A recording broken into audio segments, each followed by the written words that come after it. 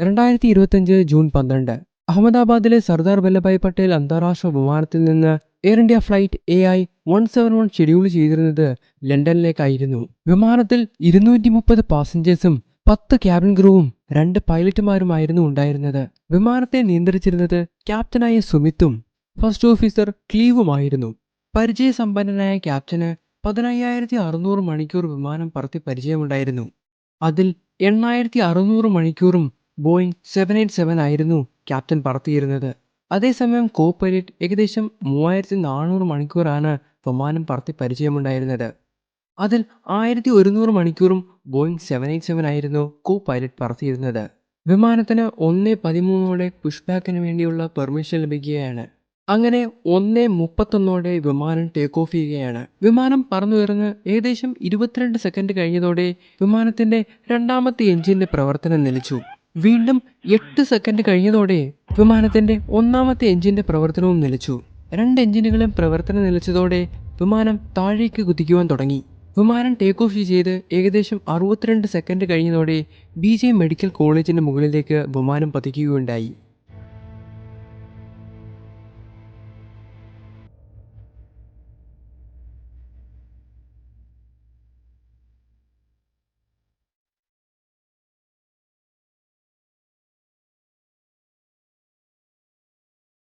(242 passengers ഉണ്ടായിരുന്ന ആ വിമാനത്തിൽ ഒരാൾ മാത്രമായിരുന്നു അവശേഷിച്ചിരുന്നത്.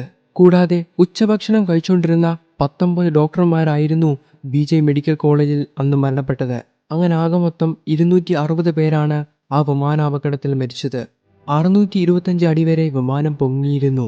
കൂടാതെ ഏകദേശം 1.5 കിലോമീറ്റർ വിമാനം സഞ്ചരിച്ചിരുന്നു. എന്താണ് വിമാനത്തിന് സംഭവിച്ചതെന്ന് ആർക്കും മനസ്സിലാവാൻ സാധിച്ചില്ല. ബോയിങ്ങിന്റെ ഏറ്റവും വിശ്വസ്തതയേറിയ വിമാനമായിരുന്നു 787. അതായത് ഈ അപകടം ഉണ്ടാകുന്നതിന് മുമ്പ് വരെ ഒരു 787 പോലും നിലം പതിച്ചിട്ടുണ്ടായിരുന്നില്ല. അപകടമുണ്ടായി 28 മണിക്കൂറിന് ശേഷം EAFR കണ്ടെത്തുകയാണ്. അതായത് enhanced airborne flight recorder. Flight data റെക്കോർഡറിന്റെയും കോക്പിറ്റ് വോയിസ് റെക്കോർഡറിന്റെയും ജോലി ഒരേ സമയത്ത് ചെയ്യുന്നതാണ് enhanced airborne flight recorder. EAFR June 24 ഡൽഹിയിലേക്ക് അയക്കുകയും ജൂൺ 25 അതിന്റെ ഡേറ്റ റിട്രീവ് ചെയ്യുകയും ചെയ്തിരുന്നു. റെക്കോർഡറിൽ നിന്ന് കിട്ടിയ ഡേറ്റ പ്രകാരം വിമാനത്തിന്റെ ഫ്യൂവൽ സ്വിച്ച് ഓഫ് ആക്കി എന്നാണ് കാണിക്കുന്നത്. അതായത് ഫ്യൂവൽ ടാങ്കിൽ നിന്ന് എഞ്ചിനിലേക്ക് പോകുന്ന ലൈൻ കട്ട് ചെയ്തിരിക്കുന്നു. ഇന്ധനം കിട്ടാതായതോടെ എഞ്ചിൻ ഷട്ട് ഡൗൺ ആവുകയും ചെയ്യുകയാണ്. കോക്പിറ്റ് റെക്കോർഡറിൽ നിന്ന് കിട്ടിയ ഡേറ്റ പ്രകാരം ഒരു പൈലറ്റ് മറ്റു പൈലറ്റിനടുത്ത് ചോദിക്കുന്നുണ്ട് താൻ എന്തിനാണ് അത് കട്ട് ചെയ്തതെന്നും. മറ്റേ പൈലറ്റ് ഞാൻ അത് ചെയ്തിട്ടില്ല എന്നും മറുപടി പറയുന്നുണ്ട്. പിന്നീട് അവർ വീണ്ടും ഫ്ലൈറ്റിന്റെ കൺട്രോൾ തിരിച്ചു പിടിക്കാൻ നോക്കിയെങ്കിലും അവർക്ക് അതിനുള്ള സമയം ബാക്കിയുണ്ടായിരുന്നില്ല. ഇൻവെസ്റ്റിഗേഷന്റെ ഫൈനൽ റിപ്പോർട്ട് വരാത്തിടത്തോളം കാലം നമുക്കൊരിക്കലും പറയാൻ സാധിക്കുകയില്ല അത് പൈലറ്റ് കാരണമുണ്ടായ ഒരു അപകടമാണെന്ന്. അങ്ങനെ ഈ വിമാന അപകടത്തോടെ എത്തിഹാദ് എയർലൈൻസും സൗത്ത് കൊറിയൻ എയർലൈൻസും അവരുടെ 787 വിമാനങ്ങളെ ഫ്യൂൽ സ്വിച്ച് ചെക്കിങ്ങിനായി അയക്കുകയുമുണ്ടായി. ഇന്നും നമ്മുടെ മനസ്സുകളിൽ ആ ദാരുണ സംഭവം നിൽക്കുന്നു. പുതിയൊരു ഏവിയേഷൻ കണ്ടന്റുമായി വീണ്ടും വരുന്നവരേക്കും ഗുഡ് ബൈ.